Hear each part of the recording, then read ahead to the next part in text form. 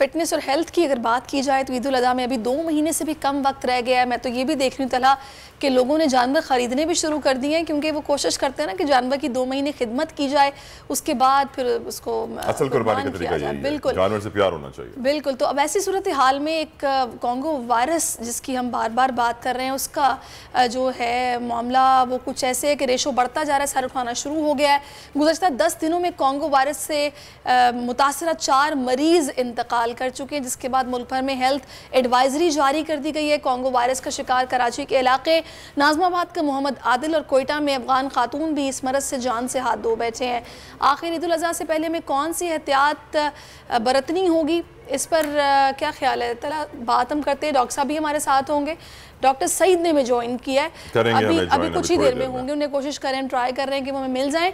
तो इस वायरस से, जैसे कि उन्होंने बताया, छोटा सा कीड़ा होता है। जी, छोटा सा कीड़ा होता है जो जानवर में कैरी करता है, इंसान के ऊपर उसकी स्किन पे आ सकता है और फिर उसको प्रॉब्लम कॉन्गो वायरस का शिकार कर सकता है। इसीलिए डॉक्टर्स जो अभी तक तो हमें मालूम था कि एक तो जानवरों के करीब जाएं तो जुराब पहने, आप अपनी स्किन को कवर्ड रखिए, शॉर्ट स्लीव्स ना हो, टी शर्ट ना हो, प्रॉपर शर्ट फुल स्लीव्स हो, फुली कवर्ड हो आपकी बॉडी। अगर आपकी बॉडी कवर्ड नहीं है तो वो कीड़ा जानवर से उठकर इंसान पे आ सकता है।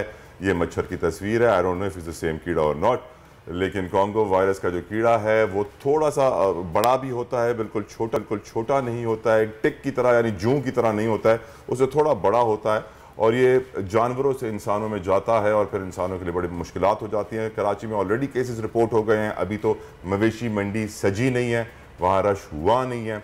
अब सोचने की ज़रूरत है कि जब वो लाखों जानवर आएंगे कुर्बानी के लिए, पूरे पाकिस्तान में फैलाए जाएंगे, हर कोई खरीदेगा, और मैनेजमेंट होगी नहीं, क्या मैनेजमेंट होगी, क्या प्रोटेक्शन की जाएगी। डॉक्टर सईद खान हमारे साथ मौजूद है। वेलकम डॉक्टर, कीमती वक्त दिया, बहुत बहुत शुक्रिया। आपकी नज़र में ये वायरस कितनी खतरनाक है, क्या प्रिकॉशंस लोगों को लेनी चाहिए?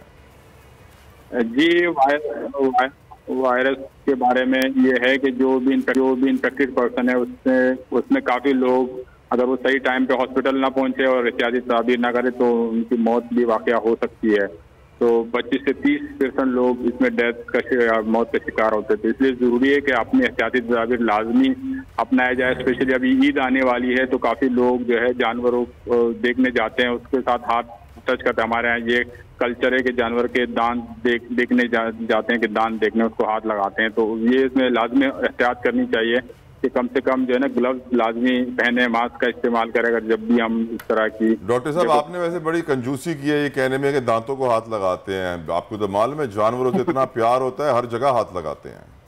बिल्कुल बिल्कुल। और अभी ये 2 डेथ हुई हैं कराची में और एक जो है ना कोयटा में, तो इसके बाद तो ये। लेकिन डॉक्टर साहब मुझे ये बताएगा कि ये लाइफ थ्रेटनिंग किस तरह है, मतलब इसकी तशखीस अगर देर से हो या कब ये लाइफ थ्रेटनिंग हो जाता है? 4 लोग जो हैं वो जान से हाथ धो बैठे हैं, तो आखिर इसमें लाइफ थ्रेटनिंग कौन सी स्टेज होती है, या फिर अगर तशखीस हो ही ना और हम केयरलेसनेस का मुजाहरा करें तो ऐसा होता है?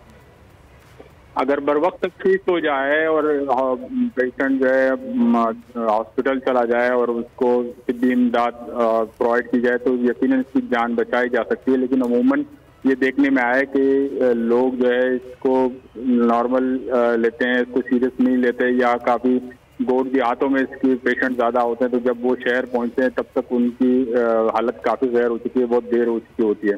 तो लेबॉर्ट्री जो डायग्नोसिस है उसको मुमकिन बनाना चाहिए कि लेबॉर्ट्रीज में, छोटी छोटी लेबॉर्ट्रीज में इसकी जो टेस्ट है वो अवेलेबल होने चाहिए, और जो डिस्ट्रिक्ट लेवल के हॉस्पिटल्स हैं या लैब्स हैं उनकी फैसिलिटी होनी चाहिए। अभी देखने में आया काफ़ी लोग जो है स्पेशली बलूचिस्तान से कराची उनको मूव होना पड़ता है, वहाँ आना पड़ता है, जिसमें काफ़ी देर हो जाती है। और ये वायरस जो है ये जिस्म के मुख्तलिफ अज़ा को नुकसान पहुंचाता है और जिस्म से मुख्तलिफ हिस्से से खून बहना शुरू हो जाता है एडवांस स्टेजेस पे, तब जाके काफ़ी देर हो चुकी होती है। अगर उसके अर्ली स्टेजेस पे जो फर्स्ट वीक है उसमें अगर इसको डिटेक्ट कर लिया जाए तो यकीनन पेशेंट की जान बचाई जा सकती है। लेकिन देखने में ये आया कि हम यूजुअली काफ़ी देर कर देते हैं और फिर डॉक्टर भी बहुत ज़्यादा कुछ नहीं कर पाता जब जिस्म के मुख्तलिफ हिस्सों से खून रसना शुरू होता है।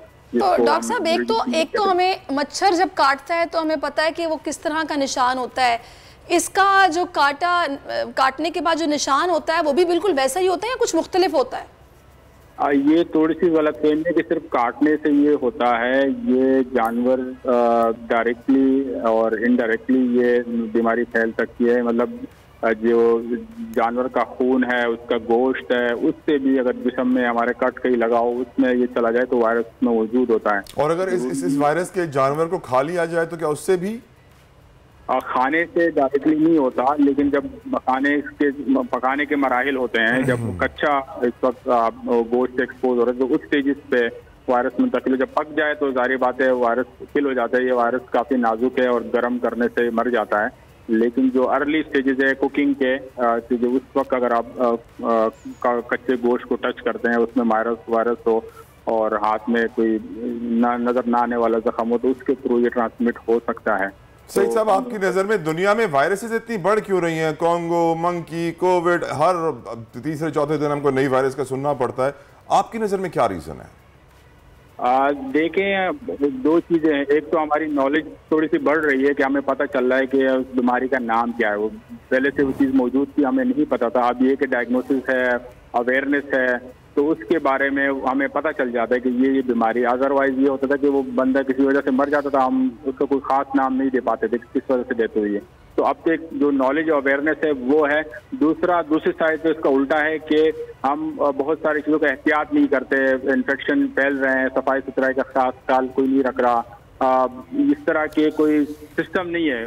बाहर दुनिया में तमाम जानवर बाकायदा चेक होते हैं, जब भी बाहर से जानवर आते हैं उनको एक जगह पे चेक किया जाता है कि उसमें कोई टिक्स तो नहीं है, सैंपल लिए जाते हैं। तो हमारे यहाँ उस तरह का सिस्टमेटिक सिस्टम नहीं है। बाकी दूसरे जो बैक्टीरियल इन्फेक्शन है, वायरल इन्फेक्शन है, वो हाइजीन और सफाई सुथराई सोसाइटी के भी और इंडिविजुअल जिम्मेदारी जो है वो हम अहसन तरीके से वो नहीं कर पा रहे हैं। तो जिसकी वजह से ये बीमारियां फैल भी ज़्यादा रही हैं और उसके नाम और अवेयरनेस की वजह से हमें वो डिजिट्स और नंबर सामने आ रहे हैं, जिसकी वजह से ये हमें देखने में आया। तो डॉक्टर साहब, हॉस्पिटल्स में आप इंतजामात कैसे देख रहे हैं? 4 लोग जान से चले गए, ये वायरस रिपोर्ट हो रहा है लोगों में, तो क्या कोई स्पेशल वार्ड्स बनाए गए हैं या फिर इसके लिए कोई स्पेशल अरेंजमेंट किया गया या नहीं?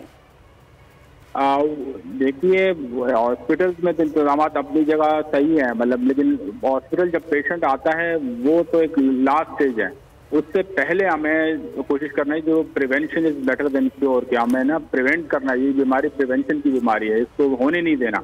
उस लेवल पे हमें काम करना चाहिए। जब बीमार आ जाता है तो वहाँ आइसोलेशन वार्ड तो मौजूद है, डॉक्टर अपने मेहनत करेंगे उसके जान बचाने के लिए, लेकिन उससे बेहतर स्टेज ये है कि हम प्रिवेंशन पे फोकस करें, इस बीमारी को फैलने ना दें, ट्रांसमिट ना होने दें, और अगर ट्रांसमिट हो तो अर्ली डिटेक्शन करें, उसकी तशखीस अर्ली स्टेजेस पे करेंगे, तब जाके ये बीमारी रुकेंगी। अगर आइसोलेशन सेंटर सिर्फ बन गया और उसको हम काफ़ी समझेंगे तो इससे बात नहीं बनने वाली। सही। इसके अलावा इसकी जो मेडिकेशन है उस हवाले से बताइएगा। अगर फौरी तौर पर हमें ये पता चल गया कि हमें ये कीड़ा काट गया है तो हमें फौरी तौर पर क्या करना है?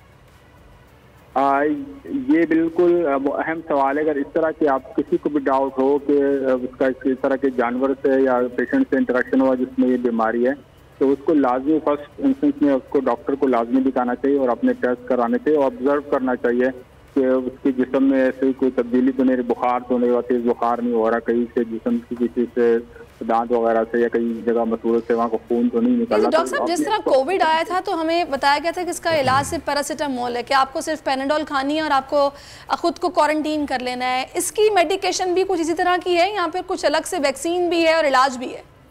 नहीं, इसके घर पे कोई इलाज मुमकिन इस तरह नहीं है, क्योंकि इसमें काफ़ी सीवियर हॉस्पिटलाइजेशन के जो स्टेप्स हैं उसमें हॉस्पिटल के जो इक्विपमेंट्स है, ब्लड है, ये चीज़ें इन्वॉल्व होती है। तो घर पे नहीं रहना चाहिए, बल्कि डॉक्टर को दिखाना चाहिए और करीबी जो हॉस्पिटल है वहाँ लाजमी जाना चाहिए, क्योंकि ये बाकी बीमारियों की तरह नहीं है कि सिर्फ पैरासीटामोल से जो है वो गुजारा हो जाएगा। तो ये घर। बहुत बहुत शुक्रिया। डॉक्टर सईद खान हमारे साथ मौजूद थे। प्लीज़ सेल्फ मेडिकेशन ना कीजिएगा, घर पे अपना इलाज कीजिएगा। बहुत नुकसानदेह होती है सेल्फ मेडिकेशन, बड़े उसके रिएक्शंस होते हैं, सर्कमस्टांसेस होते हैं, एहतियात कीजिए। लेकिन एट द सेम टाइम इसका एक सोल्यूशन ही मैं अपने व्यूअर्स को देना चाहता हूँ, लेकिन हम जानते हैं कि अब वायरस आ गया है जानवरों में, एक जानवर से दूसरे जानवर में आ सकता है, जानवरों से इंसान में भी आ सकता है। बेस्ट ऑप्शन है कुर्बानी किसी अच्छे इदारे से करवा लीजिए। बहुत सारे इदारे हैं जो कुर्बानियाँ करते हैं, इज्तिमाई कुर्बानियाँ मोहल्लों में हो रही होती हैं, हिस्से डाले जा रहे होते हैं। तो इतना करीब ना रहिए जानवर से। जो हम कर देते हैं ना, 4 बच्चे वो बकरे को घुमा रहे हैं पूरा दिन, वो गाय को घुमा रहे हैं पूरा दिन, एहतियात कीजिए, क्योंकि अभी तो मंडी लगी नहीं है कि लोग मर रहे हैं कॉन्गो वायरस से, जब मंडी लगेगी, लाखों जानवर यहाँ पहुंचेंगे, हर घर में, हर गली कोने में जानवर होगा, उस वक्त सिचुएशन अगर सीरियस हो गई तो बहुत खतरनाक होगी। बिल्कुल आपने ठीक है, लेकिन ये तो एक ऐसी पुरानी रिवायत है कि जब तक बच्चे बकरों को घुमा ना लें उनको ईद का मज़ा नहीं आता। तो पेरेंट्स तो स्पेशली बकरे पहले ले आते हैं कि बच्चों ने घुमाने हैं, वरना तंग करेंगे, लोगों के बकरे मांग मांग के लेके आएंगे और परेशानी बढ़ेगी। एनीहाउ आपने सेल्फ मेडिकेशन की बात की तला, तो मैं सोच रही थी कि हम लोगों के मुआशरे में एक इतना ज़्यादा इस चीज़ को ये आम हो गई है, मतलब मसला ही नहीं है गला ख़राब हो एंटीबायोटिक खा लें खुद ही से। वो दोस्त बता देता है कौन सी दवाई खानी है, छोड़ ना डॉक्टर के पैसे बचा ले, ये ले मुझे मालूम है कौन सी दवाई खानी है, खा ले। ये बहुत गलत है, वेरी डेंजरस।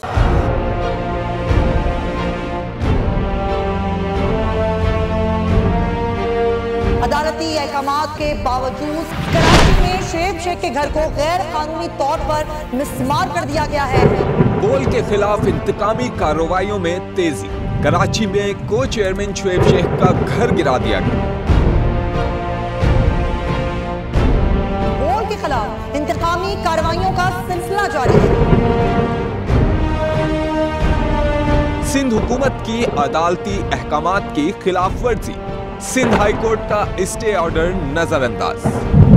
सेक्रेटरी बल्दियात Najam Shah, director land Sawal Islam, director anti encroachment Imran Ahmed को नोटिस जारी। Administrator KMC director Saifur Rahman, DIG south Irfan Baloch, SSP Keamari Fida Hussain को भी फरीक बनाया गया। इससे पहले जो जुल्म के पहाड़ तोड़े गए, शुएब अहमद शेख की जबानी सुनी। 60 दिन का वक्त होता है, 102 दिन के बाद मैं जीत गया, केस भरी हो गया, 102 दिन के बाद अपील फाइल की, एक्सेप्ट कर ली। नहीं करते ना एक्सेप्ट, खत्म हो जाता ना जुल्म यार। भरी अदालत में मुझे बरी कर दिया, फिर पता नहीं क्या हुआ, 2.5 घंटे बाद का नोट बिफोर, मैं नहीं सुनता ये केस, खड़े रहते अपने फैसले पे, मिट जाता जुल्म। अल्लाह ताला ने बिठाया इस कुर्सी, इन कुर्सियों पे इनको यार, ये अल्लाह ताला की तरफ से फैसले करने हैं।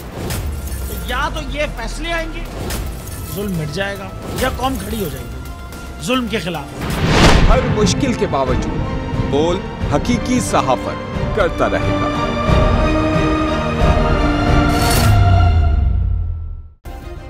सब्सक्राइब करें और बेल दबाएं ताकि कोई खबर रह न जाए।